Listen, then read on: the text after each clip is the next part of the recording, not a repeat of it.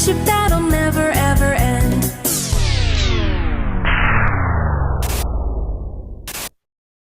Run!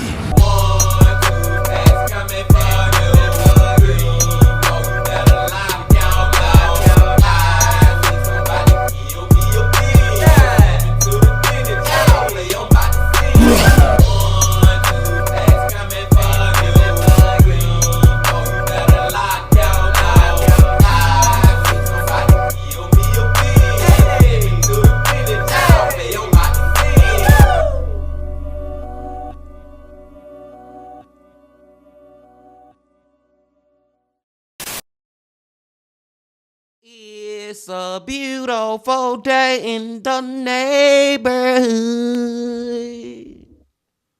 Reaction Beanie, yo, 808. In the neighborhood, my brothers and sisters. We are gathered here on another good Tuesday, my friends. And today, we are going back to who? Ryan from Tragedy Tales. Another Tragedy Tales Tuesday, Bean Team. And the title of the video is Deadly Drop 5 Clips Before Horror, number 23. Now, I just feel like y'all freaking falling to your freaking death from a very high up height. I feel like that's one of the worst ways to die. But if you really think about it, it's a lot of worse ways to die. Whether it be suffocating or drowning or being burned alive, buried alive, electrocuted, getting in a car accident, murdered. Like the list goes on and on, y'all. And I feel like if I had to say a good way to die, and I'm putting it in quotations, I guess that would be someone falling asleep and just not waking up again. I don't know, my friends. I don't know, Bean Team. I'm just ready to get into today's video. But before we get into it, y'all know what y'all got to do. Get whatever you might need. Get what you need, please. We're back to Tragedy Tales on a Tuesday. Y'all got what y'all need. Y'all ready to go? Then let's go.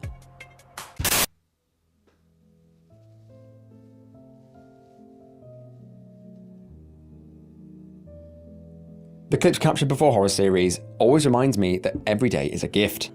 Friends, family, acquaintances, they're all something to be treasured because everything can be taken away with no warning or alarm. In an instant, the life you came to love can all be blown apart.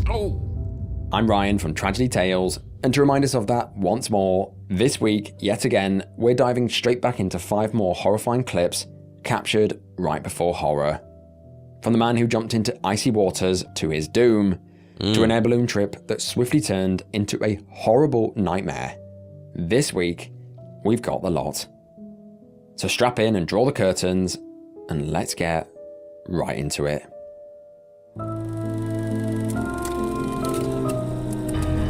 Get whatever you may need.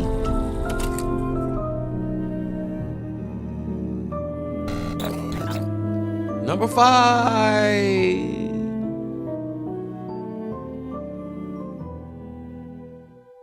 Sometimes we make decisions that are stupid. Sometimes we make decisions that are dangerous. We're only human, and we've all done silly things. We can only hope to learn from them and be grateful that we're still here to tell the tale. Unfortunately, some just aren't that lucky. The combination of both stupid and dangerous often leads to deadly consequences, and this entry is a prime example of that. This first clip was recorded in Ukraine, near the village of Kupeliskva, on the cold early morning of Saturday the 5th of February 2022. That morning, a 38-year-old man known only by Alexander made his way down to the Chortomilk River in Ukraine's Dnipropetrovsk region. It was cold and in the middle of winter, so the river was totally frozen over, with waters underneath racing at a minus 5 degrees Celsius. Alexander was at the river that morning to celebrate the Orthodox Epiphany, a Christian tradition in Eastern Europe where believers plunge into icy waters to commemorate Jesus' baptism in the River Jordan. Hold on, I gotta stop this real quick, Bean Team, because if you know, you know. It was probably, a month or two ago, I think Mr. Ballin covered something very similar to this, And it was a lady that time, so this is a completely different story of people dying and these doing this baptism type ish that they do. Let's go. The idea with this is that you'd plunge in, sort of like a baptism, and then resurface in just a moment, with the water cleansing your entire body and spirit. Along with him, he brought his wife and a friend with a chainsaw to cut a hole in the ice. Alexander wanted his wife to record him so that he could post the celebration onto his social media. So, the clip begins showing Alexander stood on the ice, and quickly he begins to undress down to his swimming shorts. As he does, a chainsaw can be seen cutting a large hole in the ice, ready for Alexander to jump in. Then, all on camera, without even thinking twice, Alexander leapt feet first into the turbulent, murky waters and vanished in a second. Тобі не холодно? Ні. Молодець. Боже, тобі не холодно ногам? Ой, Боже, я не можу, бо як це холодно?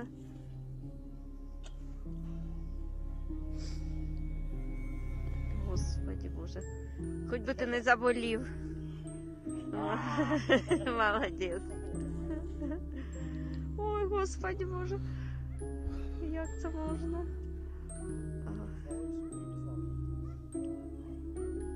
Oh. Мама! Боже, це він! О, Боже! О, Господи! Боже, де він? Ай! Де він? Де він? Де він? Ой, Ліша, не впади! Не впади, де він? Боже!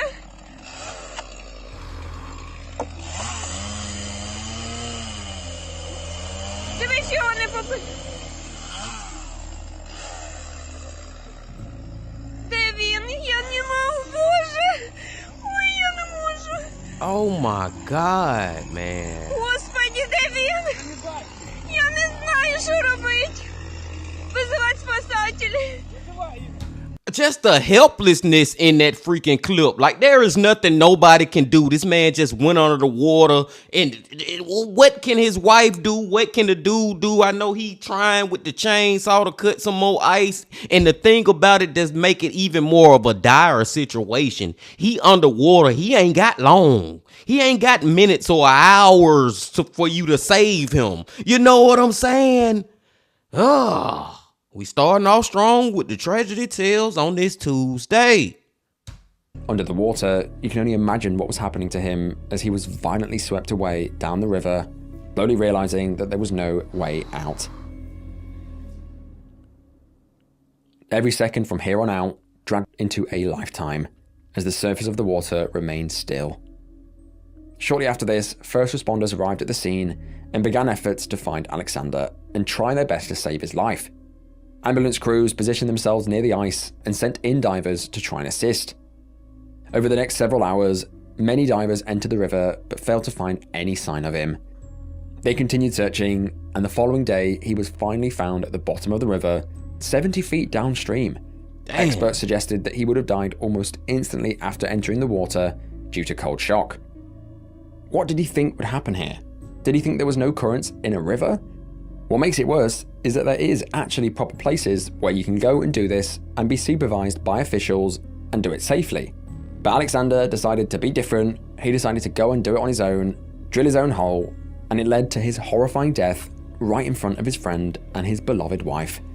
I'm telling y'all, this one is so eerily similar to the one from Mr. Ballin. I think it was Mr. Ballin. If you know, you know. And if you do know, remind me in the comment section. But I think it was the same thing, but it was a lady and they had went to go do it late that night. Was it a lady or was it a man? But they went and did it late that night. And the same thing happened, man, where the freaking current under the ice took them and just drugged their body and killed them. Long story short, short story long. Man, like, At this point, I'm at least hoping that today is August or something. I think it's the 4th or the 5th or the 6th, 2025. I just hope everybody who does this type of baptism know that you can't go do it on your own. You got to do it with the professionals. You got to take the proper precautionary measures. Let's go. I've actually covered a pretty much identical case from a few years ago where a woman leapt into a hole doing the exact same Epiphany tradition. She too was swept away and died. That's what I was just talking about. But I don't remember it from Ryan, y'all. I'm telling you, man. I know I ain't going crazy, BT. If it wasn't Mr. Ballin, maybe Lazy Masquerade, maybe Nick Crowley, maybe I am going crazy. Let's keep going with the craziness. I'll link that above if you're interested in that. But as I said at the start of this entry, sometimes we all make silly and dangerous decisions. But in this case, there was no second chance. He died in one of the most horrifying ways imaginable, and it was totally avoidable. Hey, number 4. Next up, we've got a clip that was captured on the evening of May the 17th, 2025 in New York City. With the Statue of Liberty, Central Park, and the epic Brooklyn Bridge, New York's no stranger to spectacle. The towering skylines of Manhattan are home to approximately 8.5 million residents, making it the most populous destination in the entire United States. Because of this, millions travel all across the world all year round to experience what New York has to offer. I've never been myself, but I'm sure it never fails to leave a lasting impression. But that fateful night of May the 17th, that impression was anything but good. That night, the Cuauhtémoc, a gleaming 3-masted Mexican Navy training ship, was docked at South Street Seaport in Lower Manhattan. Measuring 147 feet in length and painted in pristine white, it looked like it was over 100 years old, but it was in fact not. This ship was actually only built in 1981 by the Mexican Navy as a sail training vessel. Since then, it had spent decades circling the globe, carrying cadets and officers across oceans as a symbol of heritage and pride. The Cuauhtémoc was at this port because it was currently on the Consolidation of Mexican Independence 2025 tour. This tour's aim was to visit 22 ports in 15 countries as a training mission for cadets, as well as to promote naval training and Mexico's message of peace and goodwill. The duration of this voyage was approximately 7 months, covering over 25,000 nautical miles. 2025's tour started from Acapulco in Mexico on April the 6th. By May the 13th, they had reached their third stop in the tour, New York City. Here they planned to stay until the evening of May the 17th to give those on board time to stretch their legs and enjoy the Big Apple. On board were 227 people, including young naval cadets, many of them embarking on their first major deployment. The Cuauhtémoc stayed docked until the 17th, and then it was time to set sail once more. As the evening sun dipped below the skyline, nothing was out of the ordinary. Until precisely 8:26 p.m. As the Cuauhtémoc began its departure, almost immediately, something was wrong. As the crew tried to storm ahead, captured by several people by several angles nearby, the power cuts in the ship, and then it begins to reverse, fast and uncontrolled, right towards the Brooklyn Bridge. As it was reversing, being dragged by the currents of the East River, what looked like 50 cadets were stood on each of the 3 masts.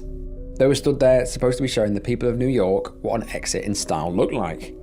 And I wanted to comment on that a lot earlier. You couldn't pay me to freaking get up there and be standing on those flag thingy, wind sails, whatever the freak you call them. You couldn't pay me to be standing up there doing that ish. And now look what happening while they doing it. As soon as I seen the ship going towards the freaking bridge. I'm like, oh, Houston, we have a problem.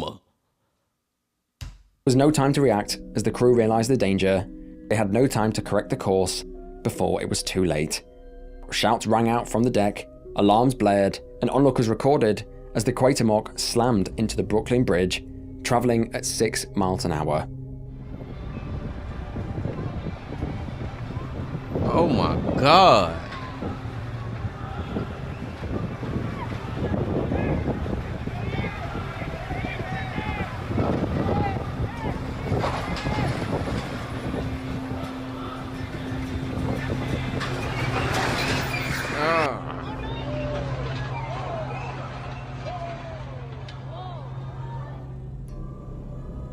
Just 6 minutes after leaving the dock, it had crashed. In the impact, its 147 feet masts snapped like matchsticks against the bridge. Many people watched in shock as the entire thing unfolded. They could do nothing but grab their phone and record. Screams filled the air, and panic erupted, as several cadets now found themselves dangling precariously from the masts, suspended over 150 feet drop to the deck below. Within minutes, the New York Harbor Patrol, the US Coast Guard, ambulances and fire units arrived to the scene to assist in any way that they could. As many as 19 to 22 sailors were injured, the majority of which were positioned on their sails. While some injuries were light, for 2 cadets in their early 20s, this voyage would be their last. Damn. 20-year-old America Sanchez and 23-year-old Adao Marcos had both fallen 150 feet to their deaths below. Absolutely tragic. The Cuauhtémoc was forced to return to dock, broken and barely operable. Its mission was over for the foreseeable future. The Brooklyn Bridge was closed for some time as structural engineers inspected the damage to make sure that it was safe to still travel on. In 2 hours, the structure was deemed safe enough to reopen, but by then, the crash into the bridge was international news. Clips of this incident spread like wildfire, showing multiple angles of the tragedy as it unfolded. The sailors that weren't injured moved over to another ship to continue their journey, while investigations were launched from both sides to determine what exactly occurred. At the time of writing this, the US Coast Guard, as well as the National Transportation Safety Board, have begun investigating as to whether the cause was human error, mechanical failure, or something else. Obviously, something went terribly wrong, but what exactly, as of writing this, is still unknown. What is known, however, is that over 200 crew members left port that day, feeling safe and happy, and 2 never returned home. Their families in Mexico received notifications that they had died in service, not at war, but in a place where they were training, in a place that they were supposed to be safe. The Cuauhtémoc was meant to represent history, pride, and resilience, but on that May evening, it became an 1,800-ton reminder that even beauty, fashion, and honor can be crushed in a matter of seconds and leave 2 aspiring cadets dead. Rest in peace to those 2. And I just really wonder, like, how did that happen? Like Ryan said, was it human error? Was it just a malfunction within the ship? Like, did somebody try to do it? And okay, let me take the tinfoil hat off. I'm not going to go that crazy with the conspiracy theories and stuff. But I'm just saying, man, how did that happen? What made that ship just start going in reverse? I hope one day the truth comes out. Let's go to number 3. Number 3.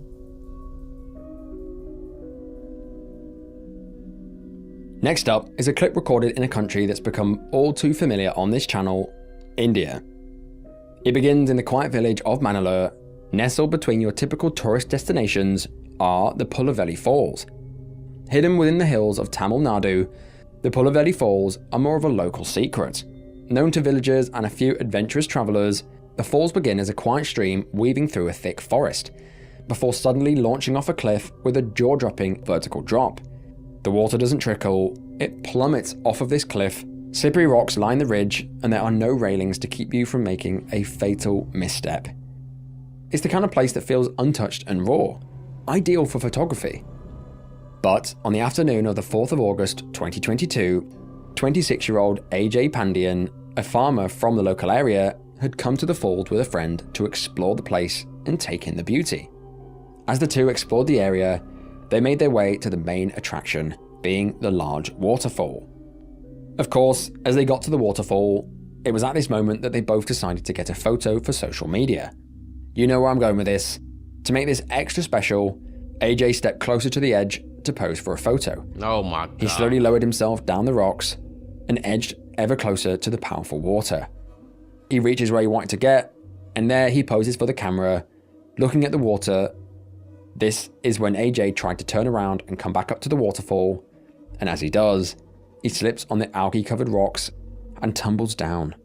His friend could do nothing but shout his name as AJ barreled down the gorge like a rag doll. Ugh.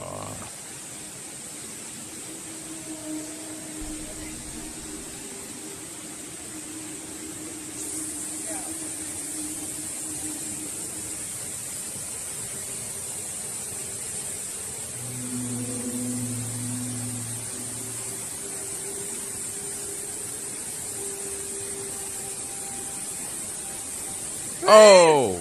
Hey! Matao! And see, this goes back to the first, not the first one, but what that was, number 4, the one we just watched with the people, the cadets, the military people on the ship standing up on the flagpole thingies that I still can't think of the name of what it actually is. It goes back to what I was saying then. You can't pay me to do what he just did, man. Like, dude, you are too close to this freaking waterfall, this stream, all that, this water. You are too freaking close, man. And then I can say at the same time, it may give you the illusion that he kind of safe because he not right on the edge, but all it takes is that one slip, Bean Team, one slip, and look what happened. Oh my God, man. Jay's friend called emergency services, and police and forest rangers were called to the scene, and here they started a search operation for his body. After 48 hours, he was still not found, and it wasn't until the 9th of August, 5 days later, that his battered, lifeless corpse was discovered miles downstream. This case is just one of those examples of how quick life can turn. A lot of people underestimate how slippery wet, slimy rocks are. They're actually more slippery than ice. Literally one mistake and it could all be over. So don't put yourself in this position. To risk your life for the sake of a few photos, it's just not worth your life. So next time you think about posing for a photo for social media, think twice, because it really could be the last thing that you ever do. Ryan ain't lying, man. Think freaking twice. Rest in peace to him. Let's go to number 2. Number 2. Hot air ballooning is supposed to be a fun pastime. Go up in the air, see awesome things from above, usually with your loved ones, and have the time of your life. It's great fun, and it's surprisingly safe. While it's not nearly as common as commercial air travel, the numbers show that it's actually much safer by comparison. Accidents involving balloons are exceedingly rare, and when they do happen, balloons have safety measures in place to bring them down safely and avoid calamity. That said, like with any thrill-seeking activity, there's always some level of risk. With that in mind, this entry begins on the 21st of June 2025 in Brazil, or more specifically southern Santa Catarina in Praia Grande. Now Praia Grande is a well-known hotspot for hot air ballooning, with over 100 balloon flights taking off every day. Ballooning is so popular here that it's even become a romantic tradition, with couples of Brazil celebrating Valentine's Day by going ballooning in June. But on that fateful day of June the 21st, 2025, it wasn't Valentine's, it was completely normal, completely ordinary, until it wasn't. That morning, at around 9:30 AM, 21 people gathered at a launch site in Praia Grande, excited and eager to soar into the sky. Here they boarded a hot air balloon operated by a local tourist company. Each of them paid around $102 each for a 45-minute ride that promised sweeping views across the canyon-like valleys from over 3,000 feet up in the air. This balloon had a maximum capacity of 24, so it was almost filled when they took off at 9:30 AM. The weather conditions were clear in the region, wind speeds were low. It was the perfect weather for a flight. However, clips captured prior to takeoff shows the pilot struggling to even get it going, a worrying sign of what was to come. No, hell no. As soon as we can't even get off the ground correctly, Bean Team, I'm up off this motherfucking hot air balloon. Like, seriously. Oh, no. We ain't even got off the ground yet and shit going wrong. No, I'm out.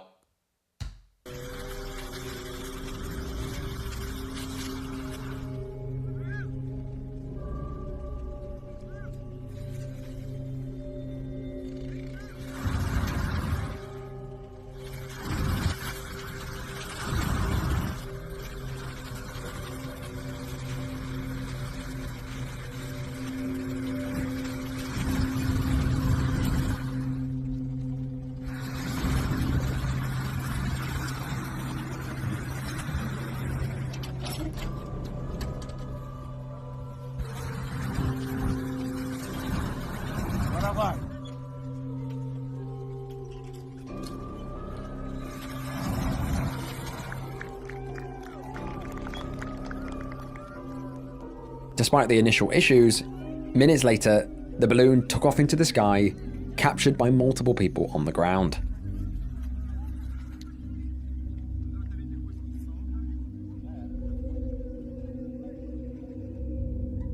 At first, it looked like everything was going to plan. But you guys know exactly what I'm going to say. It was all going well until it wasn't. Just 2 minutes into the flight, disaster struck with brutal force. A fire ignited inside the basket. The first thing the pilot did was immediately bring the balloon down to a lower altitude, hoping to give passengers the best chance to jump to safety. This was all captured on camera. Footage posted to social media shows the balloon slowly going to the ground, already engulfed in flames. Despite this, it was still floating. All on camera, several people jumped from the basket, falling who knows how far to the ground. 7 people jumped from the basket. The balloon, weakened by the growing flames, continued to rise up into the sky and then eventually deflated and came crashing down near a local healthcare center in a wooded area just 2 kilometers from the launch site. Oh my God, man. Dude. And it's like, can you even blame them people for what they did in that freaking moment?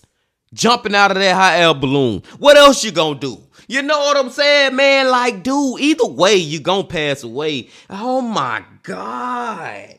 That is some crazy to see right there, Bean Team.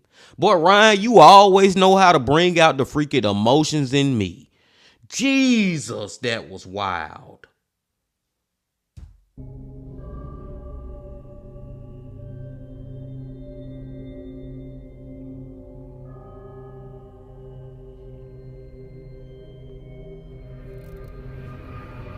Meu Deus do céu. Jesus Cristo.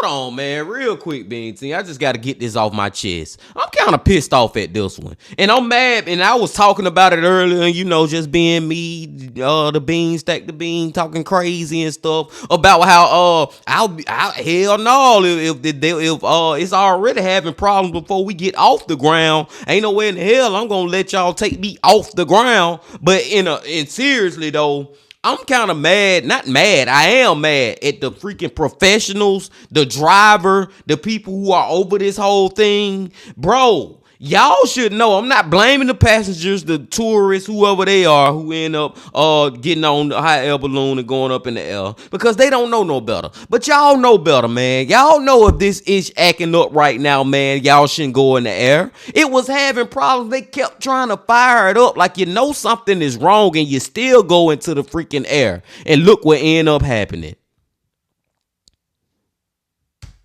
Around 30 military firefighters were dispatched to the scene, but when they got to where the balloon had landed, it was horrible. 4 people had burned alive in the basket, and another 4 had died after jumping or falling. 5 people were seriously injured, including 2 with second-degree burns. Out of the 21 on board, 8 people lost their lives, making it the deadliest hot air balloon disaster in Brazil's history, as well as the deadliest in the world since 2016, when 16 people were killed after a balloon collided with power lines in Texas. The victims included 2 couples, a mother and daughter, a figure skater. Each of them were just enjoying themselves, having fun with their loved ones, and it turned into terror so suddenly. Local officials are working together to figure out what went wrong.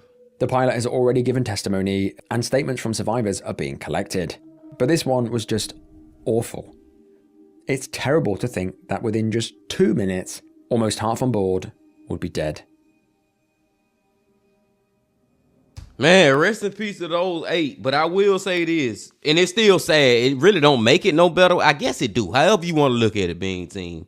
I thought everybody on board had died. Just from looking at the footage, looking at people jumping out, and not only that, you literally see the freaking hot air balloon has turned to just a blaze of fire, falling back to the ground fast as freak. And some people, thank God, they survived, injured, 2nd-degree burns and all that. But some of them survived, man. But it still really don't make it no better on the other end that 8 people died.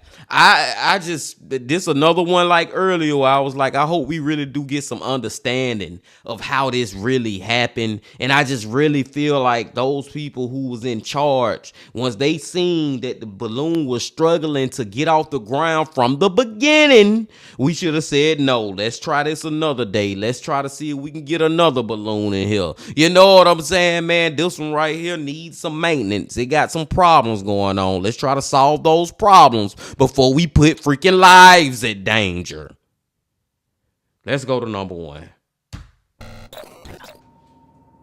Number 1. This last clip of horror occurred in Santo Domingo, the capital city of the Dominican Republic. Known for its vibrant party scene and lively nightlife, Santo Domingo is known as a place where locals and tourists can enjoy a culture of dancing, music, and celebration. But on the April the 8th, 2025, a horrifying tragedy would occur that would shock the world and forever change hundreds of lives. In Santo Domingo, in the Atala neighborhood, was the Jet Set nightclub. Situated 7 kilometers or around 4.5 miles from the city, the nightclub was a popular attraction known for its live dance music, bringing a vibrant party scene to the streets of Atala. The building, originally constructed in 1973 as a movie theater, was later converted to a nightclub in 1993. After a decade of being open, in 2010, as well as in 2015, the building went under extensive renovation to transform the venue into a modern, trendy scene. These renovations included a new 2-story high ceiling that allowed for overhead lighting rigs, disco balls, as well as a larger sound system to be installed without obstructing the dance floor below, setting it apart from other clubs in the area. These renovations allowed the club to host 1,700 patrons, 1,000 on the dance floor, and 700 seated. It soon garnered a reputation for its Monday night offerings called the Jet Set Mondays. On these nights, the nightclub offered live music events, transforming the club into a cultural hotspot for many in Santo Domingo. It seemed really nice, to be fair. It seemed like a nightclub where you could spend time with friends and family, as well as enjoy yourself, safely. Or that's what people thought, at least. Until April the 8th, 2025. That evening, it was a special night for the club. Not only was it a Jet Set Monday, but they were also celebrating 50 years of being a Dominican nightlife icon. To mark this occasion, the club was hosting Ruby Perez, a legendary merengue singer. Approximately 515 guests, comprising of high-profile individuals, celebrities, politicians, athletes, as well as longtime patrons, flooded into the building, expecting a night of live singing and fun. But as the night got going, guests were enjoying themselves, eagerly awaiting 9 p.m. when legendary singer Ruby Perez was set to take stage. The night was going well, but Ruby Perez was fashionably late, appearing at 11:40 to perform almost 3 hours after he was supposed to. Wow. Of course, his appearance caused the crowd to go wild, but as he was performing on stage, at approximately 12:44 a.m., some reports came in that dust had begun falling from the ceiling. It started landing in drinks on those below. Something was happening. Then, minutes later, a terrifying crash came from above and gave no one chance to react. All captured on camera. In a flash, almost the entire roof of the club collapsed onto the 500 individuals that were partying below.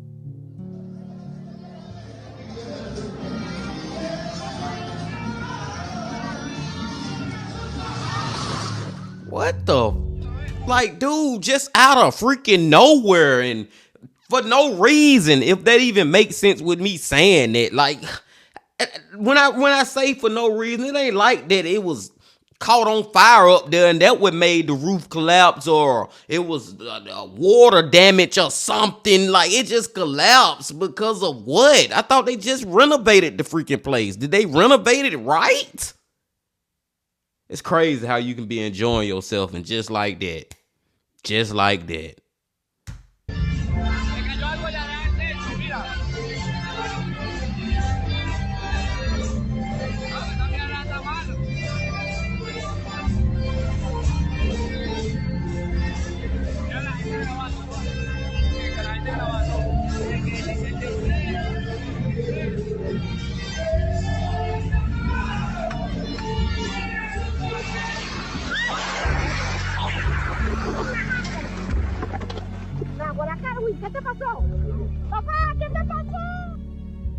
Described as a similar sound to an earthquake, in just a second, tons and tons of concrete and debris came crashing down from above, slamming into the ground, trapping, killing, and crushing many instantly.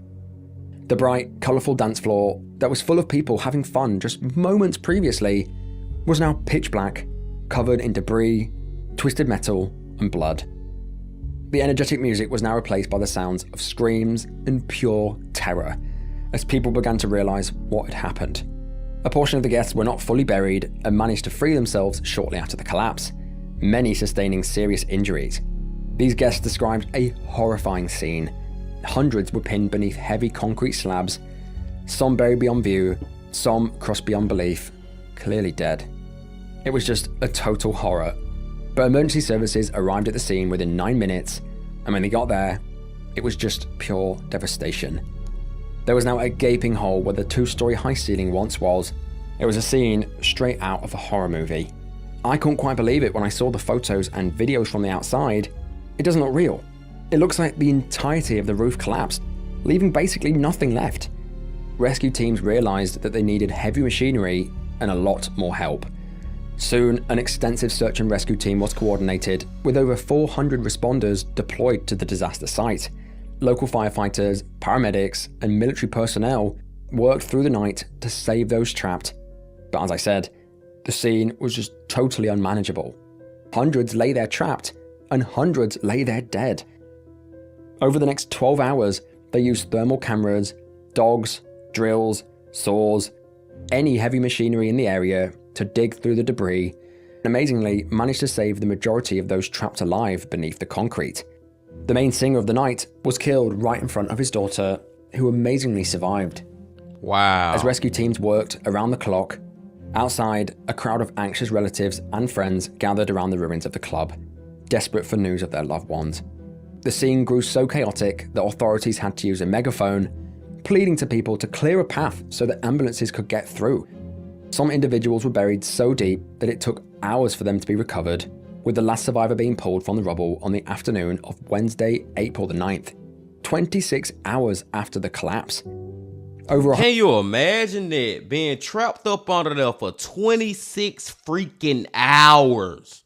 But at the end of the day, I guess you got, not even guess, you do have to look at it like, thank God for letting me survive. But can you imagine those 26 hours for whoever that was?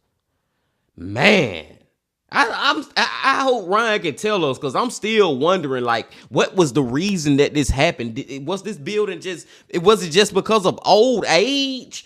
I don't think that's what it could be, because there's a lot of buildings that have been here for a freaking ever and they ain't collapsed yet. One of them being my freaking job that I work at. It is freaking ancient, and I hope it don't never freaking collapse. I work at a warehouse, y'all, and I hope it don't freaking collapse, because it's ancient as hell too. 150 to 255 people were injured, with 190 ambulances arriving at the scene. Tragically, many died instantly from traumatic head and chest injuries from the falling concrete slabs. They didn't stand a chance. Recovery teams did not stop heaving out dead individuals until 59 hours after the collapse. And over the next few days, the death toll only continued to rise. At least 33 people were killed and more than 150 others were injured, killing at least 113 people. The Jet Set Club in Santo Domingo collapsed Tuesday, killing nearly 200 people. Authorities said the death toll had risen to more than 220 people. Mourners wept outside the Jet Set Club in Santo Domingo as crews sorted through the rubble. By the end of this whole ordeal, the death toll stood at 236, an absolutely shocking number of people to lose their lives in a single night. The victims ranged from early teenagers to elderly in their 70s. This included former MLB players Octavio Dotel, as well as Tony Blanco and Nelcy Cruz, the governor of the Northwestern Dominican Republic province. So this was a total, unimaginable tragedy. Authorities here say they don't know why it happened, declining questions about the investigation, while the owner of the Jet Set says he's being transparent. Tonight, authorities say they finished searching the rubble. A grim reality for many, still some moments of relief. But yesterday, this family discovered their loved one, once missing, was found in the hospital alive. Was packed with family members. This is the entrance of the Jet Set nightclub. And at this point, what we're seeing is just that crews are moving quicker and quicker in order to be able to find people and get those bodies to the morgue so that family members can, at this point, identify the bodies of their loved ones. Many couldn't believe the staggering death toll. 236 people lost their lives in a club that they thought was safe. They were crushed and killed in the most violent and horrible way imaginable. Just tragic all around. In a statement, Jet Set nightclub expressed its condolences and said it's collaborating fully and transparently with the relevant authorities to assist the victims and clarify what happened. In the weeks that followed, grief poured out across the country. For the families of the 236 people that never made it home, one question remained. Who was responsible?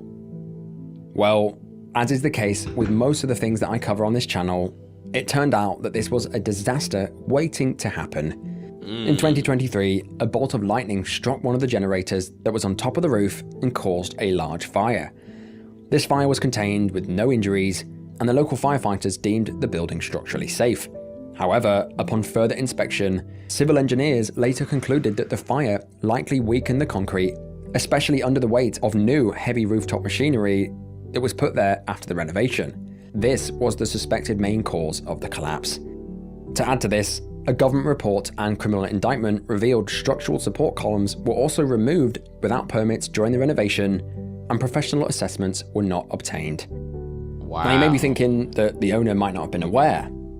Well, the previous day, a worker messaged the owner warning that ceiling panels are breaking and that pieces of the ceiling were falling off, claiming that it was dangerous. Wow. The club owner saw these messages and refused to pay for any repairs, and instead decided to fix the roofing himself by placing plasterboard on the ceiling on the exact same day of the collapse. Plasterboard! I'm not even finna get all animated with this one, but yes, at this point, that's all I need to hear. He need to be locked the freak up, man. Dude, you trying to do it yourself, fix a freaking a whole freaking roof with plasterboard? Their investigations also noted that cracks in the ceiling, as well as sagging and water stains, were all present, showing that the roof had been seriously weakened over time. Basically, the Jet Set nightclub was not safe for anyone to enter, let alone 500 people. It's absolutely ridiculous. The club, once a symbol of Dominican nightlife, had become a cautionary tale of negligence. They ushered people inside, leading to the deadliest non-natural disasters in Dominican Republic's history. After this news went public, calls for justice rang out louder than ever. Over 50 lawsuits were raised against the club's owners, Antonio Espaillat and his sister, and on June 16, 2025, the pair were arrested on suspicion of negligence causing death. The police said publicly that both defendants displayed immense irresponsibility and negligence by failing to physically intervene to prevent the club's roof from collapsing. Now, this case is absolutely shocking. I cannot believe that it got to this point. The owner was well aware that the roof was collapsing and slapped on some plaster and thought that was just going to fix it, putting everyone's lives at risk. I'm sure that he will go to court, and I'm sure he'll probably get a sentence, but as I've said in previous videos, no amount of money or prison term will bring these people back. Hundreds of families were shattered in the space of a single night, not to mention the horror that was inflicted onto those who survived, as well as first responders. I'm sure it will haunt them for the rest of their lives. Yes. Yes, man. That's going to affect so many people for the rest of their lives. We talking about thousands of people, hundreds of families forever, man. And it's all because of this man. And then what Ryan said, man, and I'm going to let it go. We're going to get to the end of the video. I just got to say, like Ryan said, dude,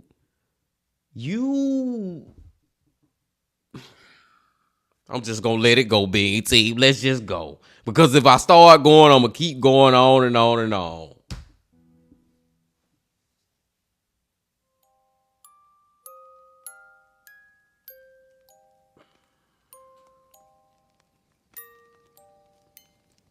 But that is the end of the video. May everyone featured rest in peace. Bloody hell. Just when you think you've seen it all, I managed to find clips like this that leave us all flabbergasted. I just cannot believe some of these. Starting from the top, we've got Alexander, who jumped into the icy water in Ukraine. I already mentioned that I already covered a case that was literally identical to this, and in that entry, the victim just leapt into the water with zero thought as to how they were going to get out. Surely, any normal person's next thought after jumping in would be, how do I get out? Did the thought process not even go that far? We walked all the way down to the river, and they didn't even think how they were going to get out, or they didn't even consider the currents. It's just so bizarre and just so careless. What's even worse is that this can be done in an official way with ambulances and safety teams on standby should anything go wrong. So all of this was all avoidable and just bonkers. Then we've got the Mexican Navy ship crashing into the Brooklyn Bridge. That footage went super viral this year, so I expect most of you know this case by now, but many of you might not know the details. When I first saw the footage, I was wondering why there were people on the sails in the first place before the crash. I thought it was some sort of like party boat or something. Now to discover that these were young cadets, most likely on their first voyage, it's even more haunting. Of course, we can't forget AJ that fell into the waterfall in India. Oh. Sometimes people fly too close to the sun and then they wonder why they get burnt, let alone climb onto the slippery rocks. It's just mental. All of us have made mistakes, but it's just sad that this one cost AJ his life. Yep. Then we've got the horrifying balloon crash in Brazil. That footage made me feel sick. Seeing the flaming balloon in the air with people jumping out to their doom makes my stomach turn. This has got to be one of the most horrifying entries that I've covered in a long, long time. Put yourself in their shoes. You're thousands of feet into the air, packed into a wicker balloon with 20 other people like sardines, and then a fire starts. It makes me panic and start to get a bit sweaty just thinking about it. I wouldn't wish this on my worst enemy, and I do wonder what caused the blaze. Yes. Then we've got the horrible, horrible tragedy that occurred in the Dominican Republic. That one, I'm lost for words. Seriously, usually I've got something to say about this, but the death toll was so staggering. The carelessness was absolutely ridiculous. All of it is just, I don't know what to say. None of them should have entered that club that night. The owner should have closed it and assessed the ceiling for damage because it was literally collapsing in on people. Instead, he thought, I'm going to make some money, maybe we'll fix it next week. But as you all know, next week never came, and over 200 people lost their lives. Absolutely shocking, and I hope both owners, him and his sister, are held fully accountable for this. But what did you guys think of this one? As you guys know, I tried to read each and every comment below, so do let me know your thoughts. This one was just awfully tragic. So yeah, I'm really interested in what you guys thought. But if you made it this far, why not check out my Patreon in the description below. Over there, I post videos completely uncensored, completely uncut, as well as ad-free.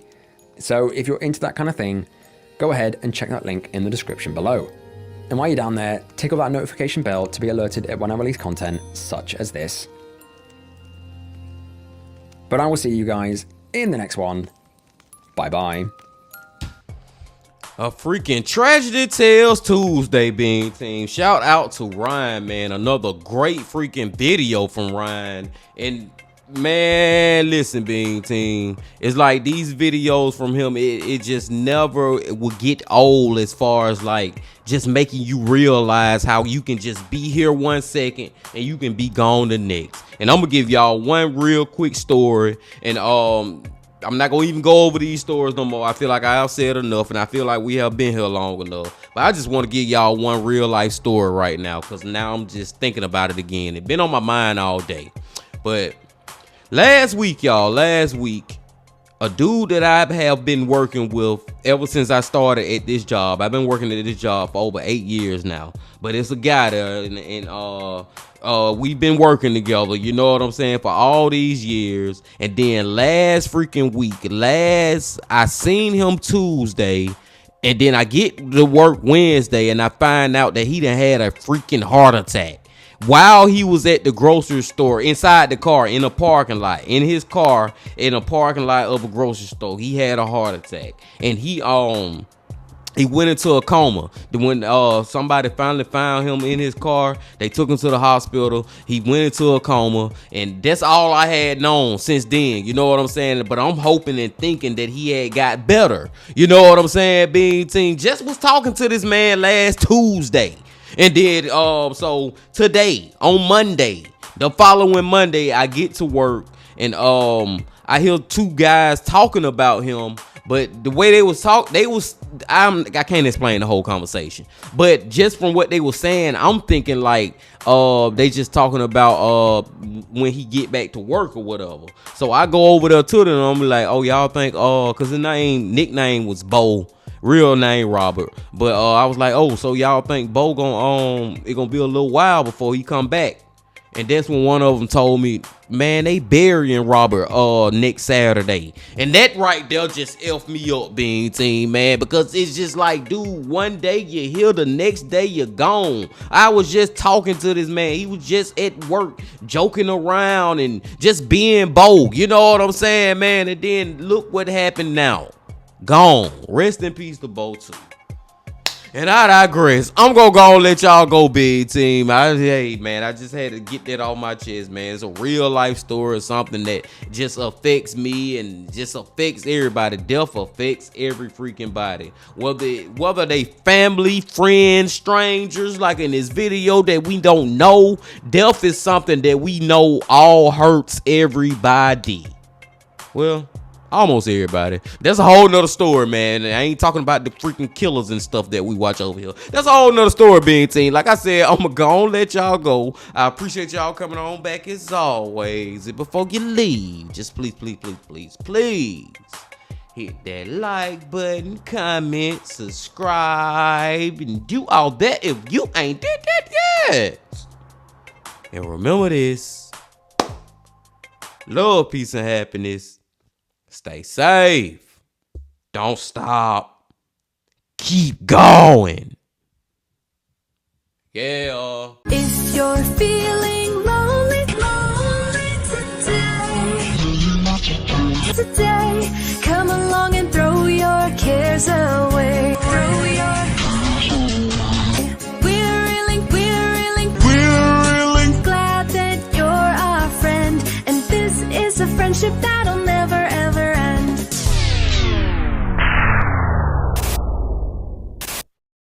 Run!